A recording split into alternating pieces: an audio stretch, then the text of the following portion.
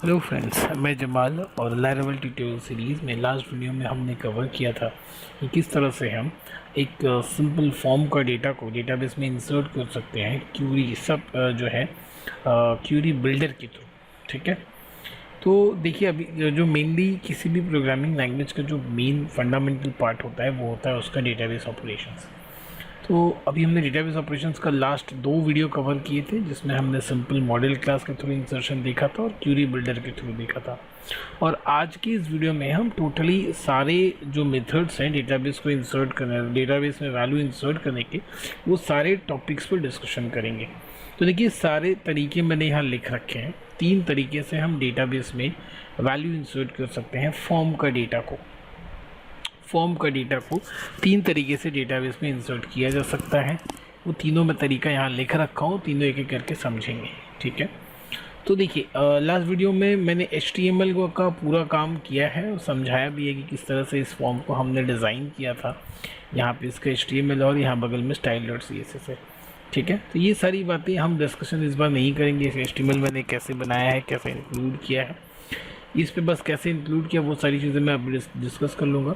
Main focus हमारा रहेगा कि कैसे अगर एक फ्रेश एप्लीकेशन है जहाँ पे कोई भी कॉन्फ़िगरेशन नहीं किया गया है डेटाबेस का, तो उसको कैसे डेटाबेस में उसके अंदर कैसे कॉन्फ़िगरेशन करेंगे, कैसे डेटाबेस टेबल बनाएंगे, फिर उसे कैसे हम इंसर्ट करेंगे, और वो तीनों तरीके क्या क्या हैं डेटाबेस में वैल्यू इंसर्ट करने के। ठीक है, तो पहले इस बात को आज हम फोकस करेंगे। तो देखिए सबसे पहले आप अपना PHP माई एडमिन खोल लो। वहाँ पे आपके पास एक डेटाबेस बना हुआ होना चाहिए। अगर नहीं है तो आप एक डेटाबेस बना लो। अगर डेटाबेस नहीं बना है तो एक डेटाबेस बना लो आप। उसके अंदर ये हमारे पास पहले से बहुत सारे टेबल्स हैं जो हमने यूज़ किए हैं। एज्यूम कर लेते हैं कि इसमें से एम्प्लॉय टेबल है जहाँ पे इस तरह से ID, नेम, ईमेल, पासवर्ड और मोबाइल दिया हुआ है। हमारे पास फ्रंट में जो फॉर्म है उसमें क्या क्या है, name, email, mobile and password, ये 4 फील्ड है। ठीक है, तो देखिए एक काम करते हैं हम एक फ्रेश टेबल बनाते हैं। ठीक है, तो एज्यूम कर लेते हैं डेटाबेस कैसे बनेगा। आप सिंपली ये जो सर्वर है इस पर क्लिक करिएगा।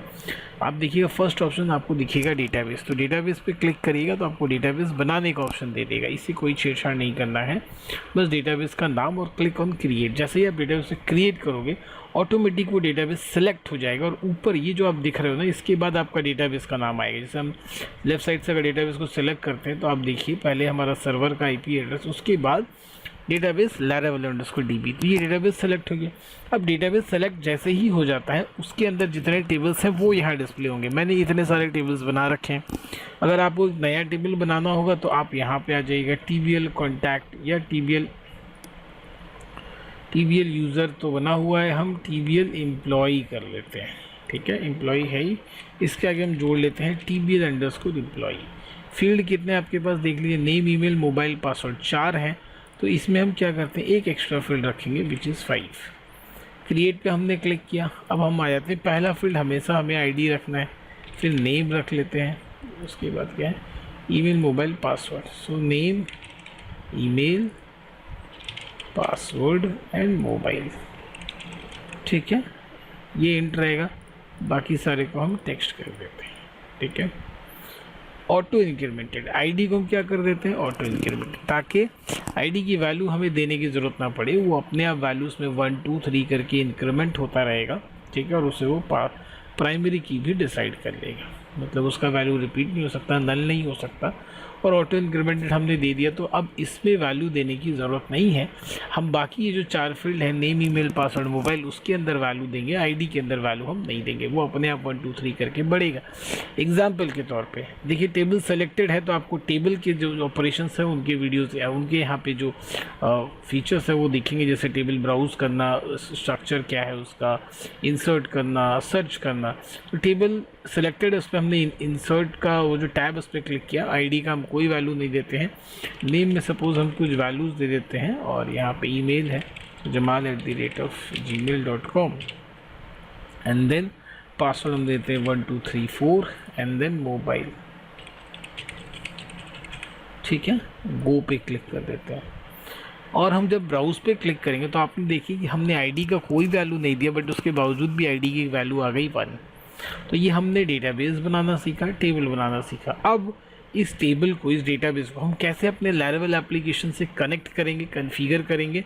तो अपने Laravel एप्लीकेशन को आपको ओपन करना है। अगर वो फोल्डर स्ट्रक्चर के अंदर है तो यहाँ पे आप इसे ओपन विथ अपना वो कोड कर लीजिए ताकि विजुअल स्टूडियो से साथ ओपन हो जाए। और इसके अंदर मैं इसे सारे को ये कर देता हूँ, ठीक है। अभी इस तरह भी यहाँ पे आइएगा और यहाँ पे आपको एक फ़ाइल मिलेगा env, ध्यान दीजिएगा env के अंदर आके डेटाबेस का नाम आपको दे देना है Laravel DB और पासवर्ड हटा देना है, यूज़र नेम रूट दे देना है। इतनी सी काम करनी है बस, ध्यान, और कुछ नहीं करना है। डेटाबेस का नाम, यूज़र नेम, पासवर्ड ये देने के बाद आपको प्रोजेक्ट को बंद करके वापस से स्टार्ट कर लेना है, ठीक है। प्रोजेक्ट को बंद करके, अगर ये चल रहा होगा, अगर आप इसको दोबारा फ्रेश स्टार्ट करते हो सारा कॉन्फ़िगरेशन करने के बाद, तब तो कोई दिक्कत नहीं है। बट अगर ये चल रहा है तो इसे क्या करना है, बंद कर देना और वापस से एक बार अपने सर्वर को रिस्टार्ट कर लेना है। जैसे ही रिस्टार्ट होगा तो ये सारा कॉन्फ़िगरेशन सेट हो जाएगा और आपका ये एप्लीकेशन अपने आप डेटाबेस से कनेक्ट हो जाएगा। कनेक्ट होने के बाद अब ये हमारा डेटाबेस कनेक्ट हो गया। अब हम बात करते हैं कि किस तरह से अब हम फॉर्म का डेटा को, कितने तरीके से फॉर्म का डेटाबेस को टेबल में स्टोर कर सकते हैं। तो देखिए, जो सबसे पहला तरीका हमने सीखा था अपने सीरीज़ में, वो हमने मॉडल के ज़रिए सीखा था, ठीक है। तो मॉडल क्लास के ऊपर बहुत बेहतरीन तरीके से मैंने समझाया है क्या है मॉडल, किस तरह से डेटाबेस में इंसर्ट करते हैं। यहाँ पे सिर्फ हम नंबर ऑफ़ वेज सीखेंगे क्या होता है। फिर ये मॉडल के बारे में थोड़ा सा बता दूँ। देखिए, ये जो टेबल आपको दिख रहा है यहाँ पे, ये टेबल एम्प्लॉय मॉडल क्या होता है कि हम Laravel के अंदर ही, ऐप के अंदर आप चले जाओगे, मॉडल्स के अंदर चले जाओगे तो यूज़र मॉडल नाम का एक क्लास बनता है। ये बनेगा कैसे, आपको इसके लिए आर्टिसन कमांड चलाइएगा, PHP आर्टिसन मेक मॉडल का नाम। ये बेसिकली क्या करता है, टेबल को पॉइंट करा देते हैं हम इसमें कि भाई ये जो हमारा मॉडल क्लास है ये किस टेबल को पॉइंट करेगा, TBL यूज़र। हमने अभी हमारे केस के अनुसार अभी हमने जो टेबल बनाया वो टेबल एम्प्लॉय। तो आप अगर चाहें तो इस यूज़र मॉडल को टेबल एम्प्लॉय से पॉइंट करना चाहते हैं तो यहाँ पे टेबल वेरिएबल बना के आप बस ध्यान रखिए कि ये टेबल नाम आप नहीं चेंज करना और यहाँ पे टेबल का नाम दे दो। टाइम स्टैम्प बाय डिफ़ॉल्ट आप फॉल्स रख सकते हो, इससे अदरवाइज़ आपको अपडेटेड एंड क्रिएटेड एड का टेबल बनाना ही होगा। जैसे हम ये बनाते हैं तो होता क्या है कि हमारा जो मॉडल क्लास है वो पर्टिकुलर उस डेटाबेस के टेबल से जाके पॉइंट हो जाता है। ये जो हमारा मॉडल क्लास है, ये जो मॉडल क्लास आपको दिख रहा है, ये डेटाबेस से जाके डेटाबेस को टेबल से पॉइंट हो गया। अब हम कोई भी क्यूरी डायरेक्ट इस डेटाबेस के टेबल पे नहीं चलाएंगे, ठीक है। इस मॉडल के अंदर बहुत सारे फंक्शंस अवेलेबल है, बहुत सारा नहीं देखना हमें, अभी सिंपली हमें समझना है सेव फंक्शन। तो सेव फंक्शन इस मॉडल के अंदर ऑलरेडी है। तो हम क्या करेंगे, जब भी हमें इस्तेमाल करना होगा, अब इस टेबल में डेटा इंसर्ट करना होगा तो इस मॉडल क्लास का ऑब्जेक्ट हम बना लेंगे। इस मॉडल क्लास का जो कि अभी हमने बनाया है उसका हम ऑब्जेक्ट बनाएंगे। कहाँ पे ऑब्जेक्ट बनाएंगे, कंट्रोलर के अंदर हम उस मॉडल क्लास का ऑब्जेक्ट बनाएंगे। जितने भी इस टेबल के अंदर कॉलम होंगे वो ऑटोमेटिक हिडनली इस मॉडल क्लास के अंदर डेटा मेंबर बन जाएंगे। अगर आप C++ जानते हो तो ये जो टर्मिनोलॉजी है आपको बहुत अच्छे से क्लियर होगा। जैसे ही हम इस मॉडल क्लास में टेबल का नाम मेंशन करके सेव कर देंगे, जिस टेबल को वो पॉइंट कर रहा है उसके अंदर जितने कॉलम होंगे इस क्लास के अंदर उतने डेटा मेंबर बन जाएंगे, ठीक है। अब तब क्या होगा कि देखिए यहाँ पे जैसे आपको दिख रहा है ना, ये वाली जो लाइन है इसमें ये जो स्टूडेंट है ये मॉडल क्लास, उसका आप अपने क्या कर रहे हैं, यहाँ ऑब्जेक्ट बना रहे हैं। अब ये जो एरो नेम है ना ये अपने आप बन गया, जैसे आपने पॉइंट किया वो नेम बन गया। मतलब इसका जो नेम का कोई कॉलम होगा वो यहाँ पे नेम का मेंबर बन गया। फिर यहाँ पे ईमेल का कॉलम होगा, यहाँ ईमेल का मेंबर बन गया। यहाँ एज का कॉलम होगा, एज का मेंबर बन गया। एड्रेस का कॉलम होगा, एड्रेस का मेंबर बन गया। और ये आपको दिखेगा नहीं, बाई डिफ़ॉल्ट उसके अंदर हो जाएगा। जैसे देखिए यहाँ पे कुछ दिख रहा है, कुछ भी नहीं दिख रहा, बट वहाँ पे मेंबर फंक्शन है और डेटा मेंबर्स भी हैं। तो यहाँ पे अपने क्या किया, इन सारे को इनिशियलाइज़ कर लिए। कहाँ से इनिशियलाइज़ कर, ये जो डेटा है यहाँ पे स्टैटिकली लिखा गया है। आप चाहें तो ये डेटा फॉर्म के थ्रू, फॉर्म का जो रिक्वेस्ट का डेटा आता है उससे भी यहाँ पे रिसीव करके आप इसको स्टोर कर सकते हैं, ठीक है। और लास्ट में आपको सेव फंक्शन कॉल कर देना। देखिए ये इसके एंड में ये लिखा है, मतलब ये फंक्शन है, बट क्या आपको यहाँ दिख रहा है कोई सेव फंक्शन नहीं। तो हो क्या रहा है, मॉडल को जब एक्सटेंड कर रहा है ना, वो चीज़ सारी चीज़ें उसको वहाँ से मिल जा रही है। तो सेव फंक्शन मॉडल क्लास के अंदर रहता है, हमें वो दिखता नहीं बिकॉज वो एक्सटेंड होके आ रहा है। और हम सेव फंक्शन को जैसे ही कॉल करेंगे, जो भी डेटा हमने इस मॉडल के वेरिएबल्स में इनिशियलाइज किए वो सारे के सारे जाके इस टेबल में स्टोर हो जाएंगे एक रिकॉर्ड की तरह। बट इस मॉडल को जिस भी कंट्रोलर के अंदर आपको इस्तेमाल करना है वहाँ पे ये पाथ इस्तेमाल करना है। आप किसी भी कंट्रोलर के अंदर उस मॉडल क्लास का इस्तेमाल कर सकते हो, बशर्ते आपको ऊपर पाथ देना पड़ेगा कि आप कौन से मॉडल का इस्तेमाल कर रहे हो, उसका पाथ क्या है। तो मॉडल क्लास वाला मैंने दोबारा समझा दिया, पहले भी समझा रखा है वीडियोस में। आप अगर पीछे जाइएगा देखिएगा इस प्लेलिस्ट में, तो मॉडल के ऊपर बहुत शानदार बहुत बेहतरीन तरीके से मैंने चीज़ों को समझाया है। अच्छा, मॉडल के बाद उसके बाद जो हमारा पहला तरीका था क्यूरी बिल्डर का, वो ये था कि जहाँ पे हम टेबल फंक्शन डीबी के बाद स्कोप रेजोल्यूशन ऑपरेटर हम लगाते हैं, जो कि हम C++ में स्कोप रेजोल्यूशन ऑपरेटर बोलते हैं। तो उसके बाद हम टेबल फंक्शन का इस्तेमाल करते हैं, जिसके अंदर हम स्टूडेंट जो है टेबल का नाम पैरामीटर पास कर देते हैं। उसके बाद हम फिर इंसर्ट फंक्शन का फंक्शन कॉल करते हैं, जहाँ पे हम की और वैल्यू के पेयर में हम वैल्यू देते हैं। तो की में हमारा डेटाबेस का कॉलम का नाम होता है, और वैल्यू में जो हम फॉर्म से जो डेटा रिसीव कर रहे होते हैं उसको लिखते हैं हम, ठीक है। और उसके बाद ये क्या करता है, जैसे ही ये लाइन एग्जीक्यूट होता है, ये सीधे के सारा रिकॉर्ड ले जाके आपके डेटाबेस टेबल में स्टोर कर देता है। तो ये क्यूरी बिल्डर का पहला तरीका था। दूसरा बिल्डर, इसमें क्या होगी, हम कहीं भी क्यूरी लिख नहीं रहे हैं, समझिए कि हम बस पैरामीटर पास कर दे रहे हैं, कॉलम के नेम और उनके वैल्यूज़ क्या होंगे, ये बैकग्राउंड में खुद ही क्यूरी बनाएगा और पास कर देगा। बट तो दो तरीका हो गया, एक तो हो गया मॉडल क्लास के थ्रू और एक हो गया क्यूरी बिल्डर के थ्रू पार्ट 1। बट एक और तरीका है, वो जो है क्यूरी बिल्डर के अंदर पार्ट 2। जब आपको इंसर्ट का क्यूरी खुद पता है तो हम पूरा क्यूरी ही खुद लिखेंगे। तो उस केस में हम क्या लिखते हैं, डीबी कोलन इंसर्ट, और इसके अंदर हम पूरा इंसर्ट का क्यूरी ही पास कर देते हैं, बशर्ते लिखने का तरीका थोड़ा सा बदल जाता है। वैल्यूज़ में जहां हम डायरेक्ट वैल्यूज़ बैठाते हैं वहां हम क्वेश्चन मार्क दे के छोड़ देंगे, और उसके बाद फिर एक एरे पास करेंगे जिसके अंदर हम एक एक करके वो सारे पैरामीटर्स को पास कर देंगे according to this column name, या कॉलम वैल्यू की नेम के अंदर नेम पास करना, एज के अंदर एज पास करना। इस तरह से ये दूसरा तरीका होगा डेटाबेस में टेबल को इंसर्ट करने का। तो ये तो हमने देख रखा है, ये हमने लास्ट वीडियो में देखा है। इसे अगर हमें इस्तेमाल करना हो तो कैसे करेंगे, तो ये मॉडल का हटा देते हैं अभी। आप अपने हमारा ये इन्फॉर्मेशन ब्लेड जो है, ब्लेड फाइल है, आप देख पा रहे हो कि ये जो CSS आपको दिखेगा, ये कहाँ दिखेगा, पब्लिक फोल्डर में। तो पब्लिक फोल्डर में CSS नाम का हमने एक फोल्डर बनाया, उसके अंदर style.css। तो उसका रेफरेंस यहाँ हम कैसे इस्तेमाल करेंगे, link relationship style sheet href, और ये हम इस तरह से एसेट फंक्शन का इस्तेमाल करेंगे। ये एसेट फंक्शन ऑटोमेटिक हमें पब्लिक फोल्डर में लेके चला जाएगा। इसके अंदर मेरा क्या है, CSS और स्टाइल। तो ये देखिए CSS style.css पाथ हमने दे रखा है। उसके बाद इसके अंदर बहुत सारी स्टाइलिंग हमने की थी ताकि इस तरह से एक जो है एनिमेटेड फॉर्म बनाया जा सके। तो अब इसका नेम, ईमेल, मोबाइल, पासवर्ड, ये चारों डेटा हम यहाँ पे रिसीव करते हैं। तो इसका अब नाम ध्यान रखिए क्या है, name, email, mobile and password, ठीक है।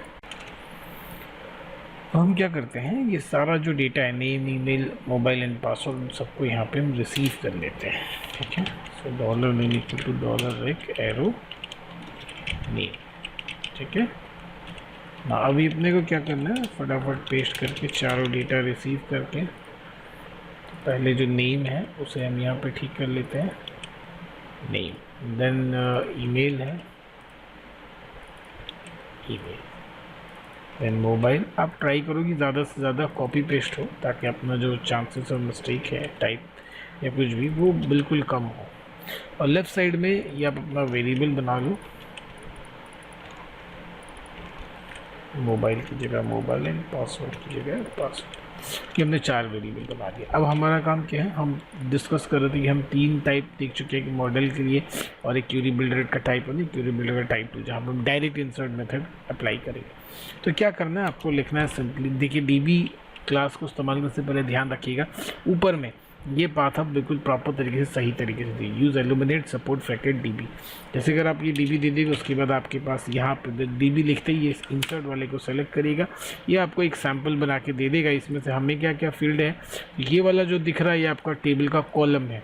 हमारे पास कॉलम में क्या है, नेम, ईमेल, पासवर्ड, मोबाइल।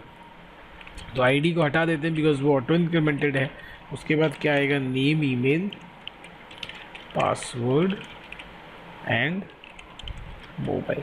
ये अब 4 कॉलम है तो भाई 4 क्वेश्चन मार्क भी आएंगे, ठीक है। देन उसके बाद ध्यान से देखिए, ये आपका इस इंसर्ट फंक्शन का पहला पैरामीटर था जिसमें हमने इंसर्ट इनटू टेबल का नाम, कॉलम का नाम, देन वैल्यूज क्वेश्चन मार्क। उसके बाद जो सेकंड पैरामीटर होगा क्वेश्चन मार्क देने के बाद हम एक एरे प्रोवाइड करेंगे जिसके अंदर हम सारे वैल्यूज़ को डाल देंगे। अब हमारे values according to the column जाएंगे। तो हमने पहला नेम रखा है, देन डॉलर नेम, उसके बाद हमने दूसरा डॉलर ईमेल रखा है, देन डॉलर ईमेल, देन हमने डॉलर पासवर्ड रखा है, देन पासवर्ड, एंड उसके बाद हमने डॉलर मोबाइल रखा है, तो उसके बाद हम डॉलर मोबाइल पास प्रोवाइड कर देंगे। तो अकॉर्डिंग टू यहाँ पे जो फील्ड हम प्रोवाइड कर रहे हैं उसके हिसाब से हमने इसके वैल्यूज़ को पास कर दिया है, ठीक है। अब ये क्या होगा, इंसर्ट हो जाएगा, उसके बाद हम रिटर्न बैक करवा रहे हैं भाई यूआर सक्सेसफुल रजिस्टर। बट ध्यान रहे ये जो है वो यूज़र क्या, हमारा जो टेबल था वो क्या था, टीवीएल एम्प्लॉई है। तो इसे हम यहाँ से कॉपी करके टेबल के नेम को बदल देते हैं, विच शुड बी और मस्ट बी टेबल एम्प्लॉय। अब हम इसे एक बार रन करके देखते हैं।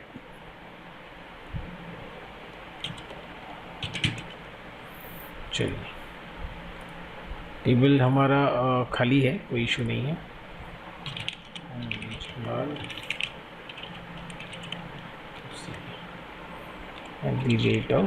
@gmail.com, मोबाइल नंबर दे देते हैं, पासवर्ड 123, ठीक है। Click on register. देखिए यू आर रजिस्टर्ड सक्सेसफुली, यहाँ पे आते हैं, ब्राउज पे क्लिक करते हैं तो डेटा हमारे पास चला है। तो देख लिया हमने। तो इस तरीके से हमने तीनों तरीका देख लिया। डेटाबेस में इंसर्ट करने के कई सारे तरीके थे, जिसमें मॉडल क्लास हो गया, क्यूरी बिल्डर का टाइप 1 जहाँ पे हम टेबल फंक्शन इस्तेमाल कर रहे थे। उसके बाद हम दूसरा देखे जहाँ पे हमने डायरेक्ट इंसर्ट फंक्शन को कॉल किया और उसके अंदर इंसर्ट का क्यूरी लिख दिया। तो इस तरीके से इस वीडियो में इंसर्ट का सारा काम हो गया। डेटाबेस के अंदर इंसर्ट का सारा प्रॉब्लम, सारा जो टॉपिक है वो क्लियर हो चुका है, चाहे वो मॉडल के थ्रू हो चाहे वो क्यूरी बिल्डर के थ्रू हो। तो नेक्स्ट वीडियो में हम फेचिंग की ओर देखेंगे। फेचिंग के फिर कई सारे तरीके देखेंगे। क्यूरी बिल्डर के अंदर बहुत सारे ऑप्शंस देखेंगे, वेयर क्लॉज लगाना, ज्वाइनिंग करना, ब्ला ब्ला, ये सारी चीज़ें वेयर फेचिंग के वीडियोस में चलेंगी, ठीक है। तो इस वीडियो के लिए इतना ही। वीडियो में अगर कुछ ना समझ में आए तो कमेंट में ज़रूर बताइएगा, और अच्छा लगे तो वीडियो को लाइक करिएगा और अपने दोस्तों के साथ शेयर करिएगा। वीडियो देखने के लिए थैंक यू सो मच।